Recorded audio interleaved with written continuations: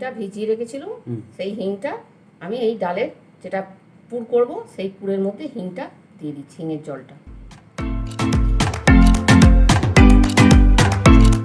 এই মশলাটা জিরে, শুকনো লঙ্কা আর ছোটো এলাচ, লবঙ্গ, দালচিনি কড়াই নেড়ে একটু গুঁড়োনো আছে, সেই মশলাটা আমি এতে দিয়ে দিচ্ছি। এই নুনটা পরিমাণ মতো দিচ্ছি, টেস্টের জন্য একটু চিনি দিচ্ছি। এবার ভালো করে এটাকে সব কিছু দিয়ে মিশিয়ে নেব।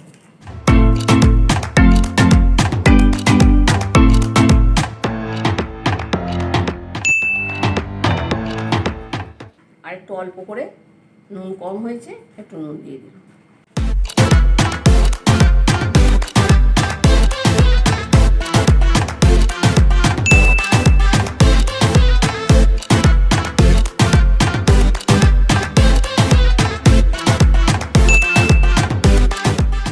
ময়দা নেওয়া হয়েছে, ময়দার মধ্যে অল্প একটু নুন দিয়েছি আর একটু সাদা তেল ময়ান দেওয়ার জন্য নিয়েছি।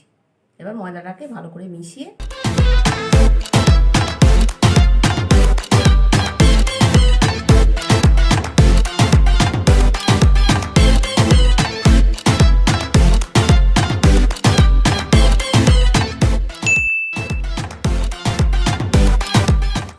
ময়দা থেকে কুচি কেটে নিয়েছি, তেল মাখিয়ে নিচ্ছি যাতে হাতে চ্যাটচ্যাট না করে।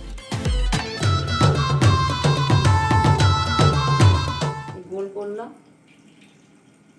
পিঠে যেরকম পুর দেওয়া হয় সেরকম এটা নাড়ুর মতো করে নিয়ে এই দিয়ে দিই।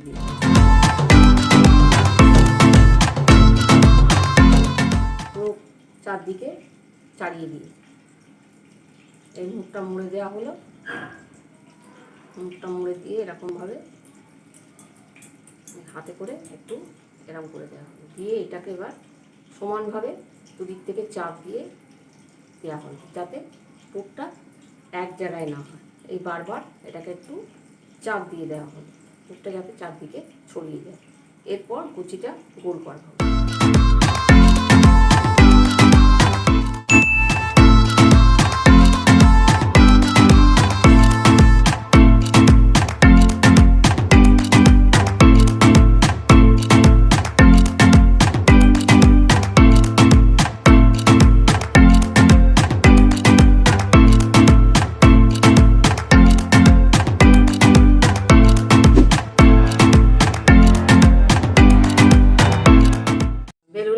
মাখিয়ে নিচ্ছি, বেলুনগুলো পরিষ্কার করে ধোয়া আছে, চাকি বেলুনটা তো একটু তেল না মাখিয়ে নিলে আটকে ধরবে।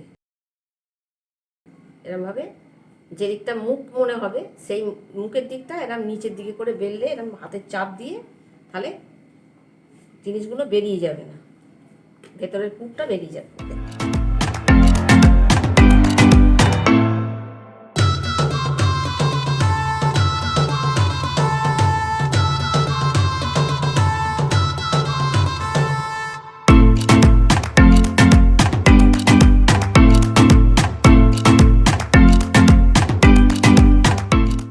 অল্প অল্প করে তেল দিয়ে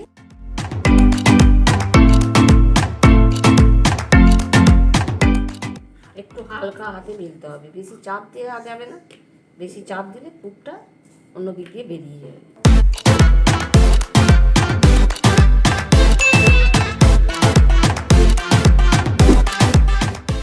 কচুরিগুলো ভাজার জন্য আমি কড়াই সানফ্লাওয়ার তেল দিলাম। তেলটা গরম হয়েছে কি আমি অল্প একটু ময়দা ছেড়ে দেখে নিচ্ছি, এখনো গরম হয়নি, তেলটা একটু ভালোভাবে গরম হবে। তেল গরম হয়ে গেছে, আমি এবার কচুরি ছাড়ছি।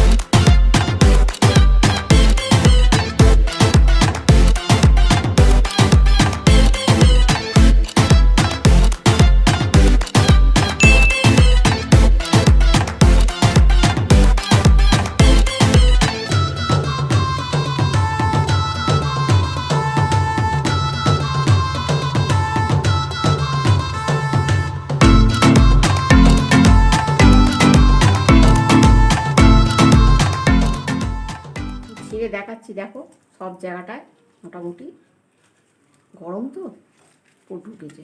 এই দেখো পুরো পুরটা চারদিকে হয়েছে।